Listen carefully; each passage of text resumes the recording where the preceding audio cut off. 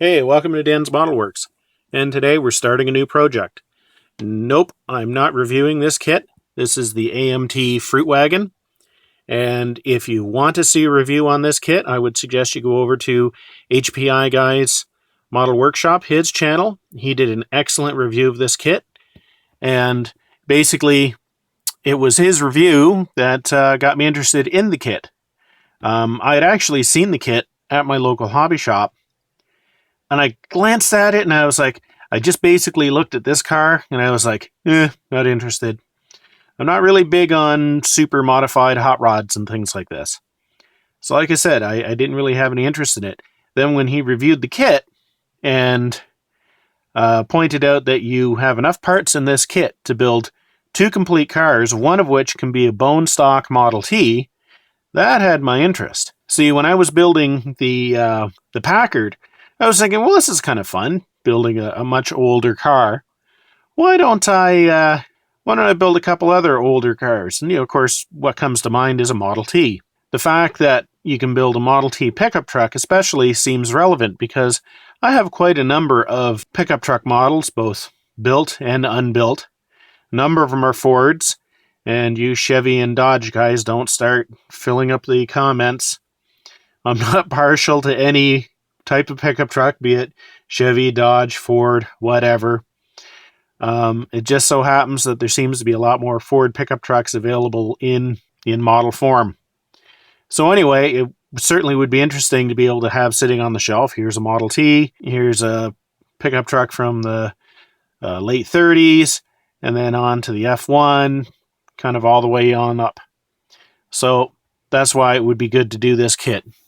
So one of the first things we're going to have to do is to go through the instructions and look and see what parts we're going to need for the stock T and what parts we're going to need for the hot rod. Now, if we turn the box, here we go. I'm probably going to be building something like this one here, only I'm not going to be going with the giant racing slicks at the back. I think what I'm going to aim for is more of a cruiser than a hot rod intended for racing. Sort of, the guys put up-to-date parts on it and things like that, but he's more interested in kind of cruising up and down the main drag than, trying to take somebody's pink slip away from them. So that's what I'm going to be aiming for. And fortunately, AMT includes 4 sets of regular street tires, so that'll make that easier. So without any further ado, I'll start going through the parts and figuring out what I need for which. One thing you'll immediately notice upon opening this box is how many sprues. Lots and lots of sprues. And of course, lots of tires. So my initial plan here, maybe it's folly, is just basically to go through the sprues and identify what parts are going to go for which model and separate them out. So this will be the stock T pickup truck over here, and this one will be the hot rod over here.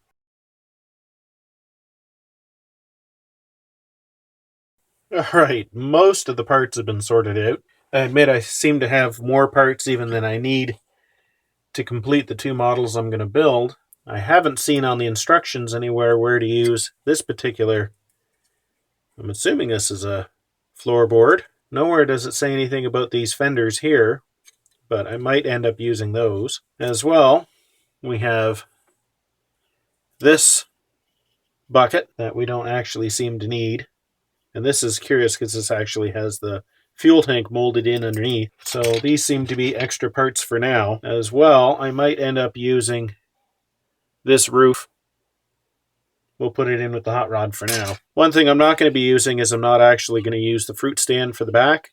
I know some of you are going, "Aww," but it just doesn't really appeal to me. So anyway, this will go in the parts bin, and who knows what I'll use it for in the future. But there seems to be an awful lot more parts in the hot rod box. Probably because there's a lot more pieces just to make the engine and things. And of course, here we have the basic floor pan for the pickup truck. So I think we have a pretty good start here. So this is the engine block for the classic T. Had to do some serious clamping to get the upper portion joined onto the oil pan without any gaps. I think I've finally achieved that. And then here's the Lincoln engine.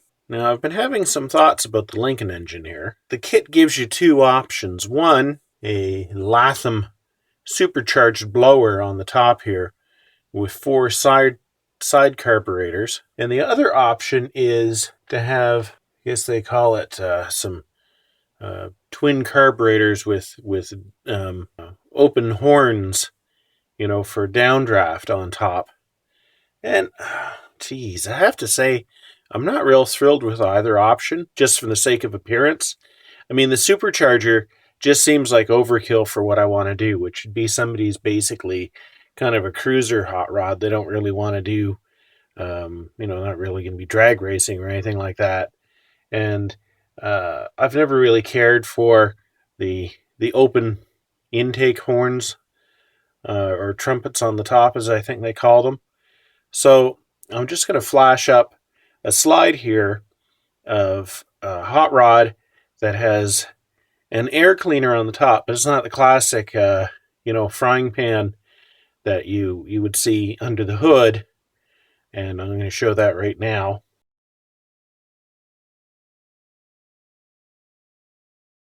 So I think I'm going to scratch build that air cleaner on top of a carburetor. And I mean, usually a carburetor, it's kind of hard to see what it is anyway. So that's what I'm going to do for the Lincoln engine for the hot rod.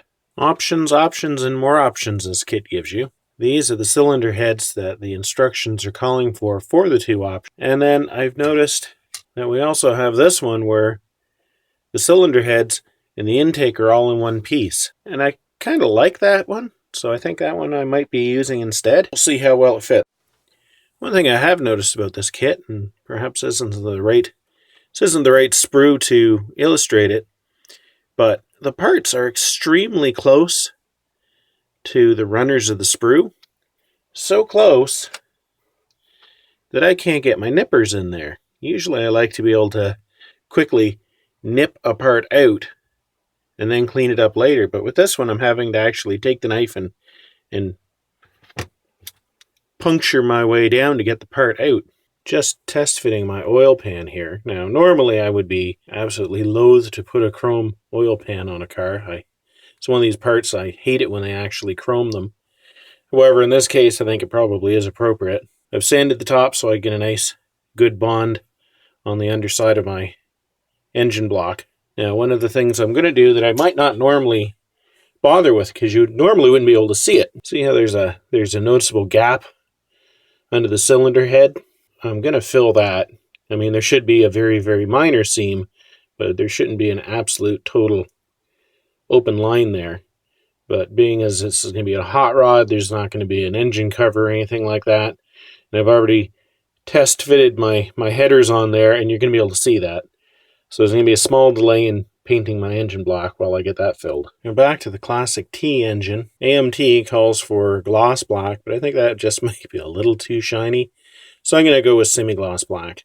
I think flat black would just be too far in the other direction.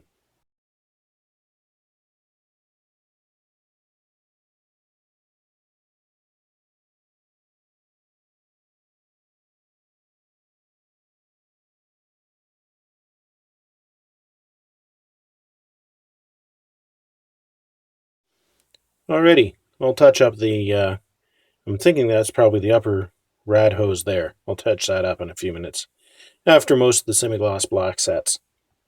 Now that my classic T engine is painted, I'm going to be painting the hot rod engine. The instructions call for gloss red, and that seems reasonable for a hot rod.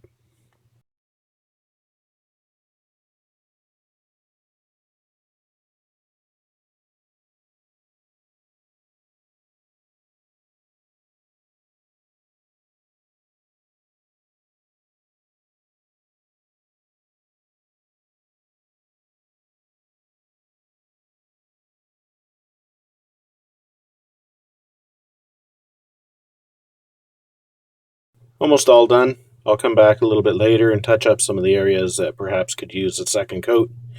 I did not paint the underside because that's where the oil pan's going to go.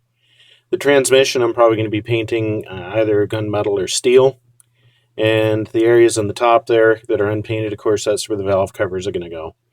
And they're going to be chrome, which normally you'd want to avoid on a car, but being a hot rod, it's all good. Before I paint the transmission, I thought I'd get the oil pan and the valve covers on, as you can see. Don't they look pretty in their glittering glory? Yeah, I'm going to get the transmission painted now first, and then I'm going to come back and do, I'm assuming this is the oil filter, and of course that'd be the starter, and then I'll touch up any boo-boos with the red. So I'm going to use tester steel for the transmission.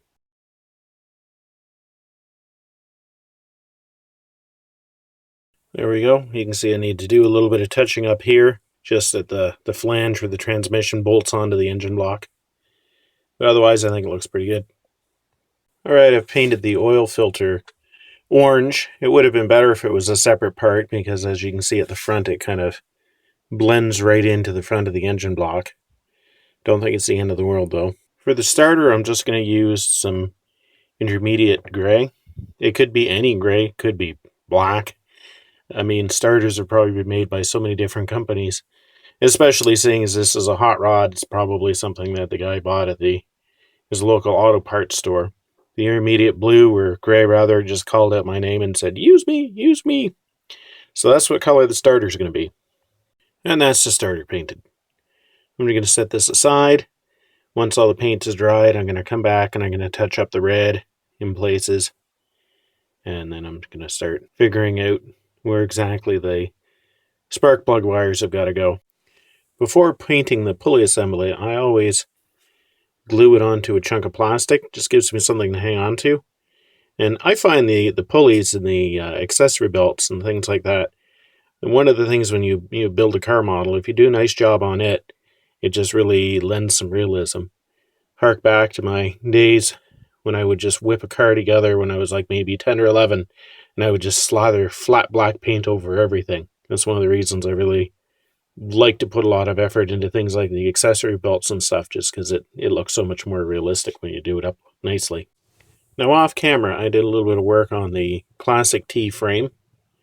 Basically, I installed the rear axle spring support as well as the front suspension. Now, I was going to put the axle on and the steering gear on before painting the frame, but I discovered that the rear axle basically only attaches here and here and to the end of the transmission. So I don't think I really want to put that on until I get the engine in there.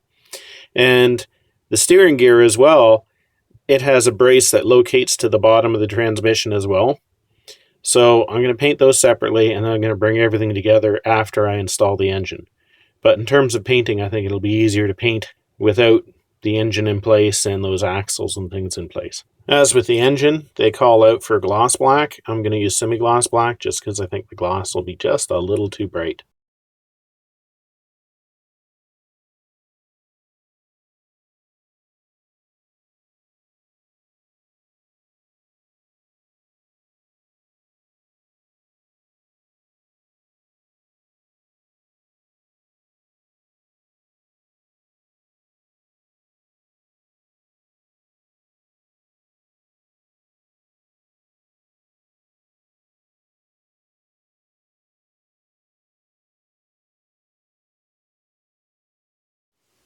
And that does it for the Classic T frame.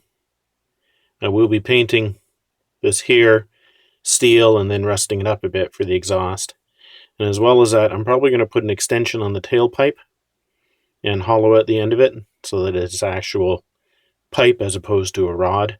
Now the rear axle and the differential for the hot rod is a little different. It kind of has this part here, and then you're supposed to put the axle tubes to it, pretty much like this.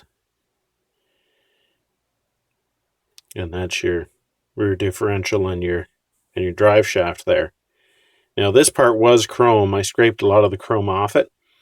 Ideally, I would have some sort of hell brew I could soak my chrome parts in, but I don't have any right now, so I'm pretty much just going to paint right over the chrome.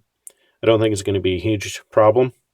This part here, now they say in the instructions that these tubes should be painted the same color as your body, but I think basically I'm going to paint all of this steel, and I think that'll look okay. Now, as I said before, I'm going to be painting this whole rear axle assembly of the hot rod steel, and I think that'll look pretty good.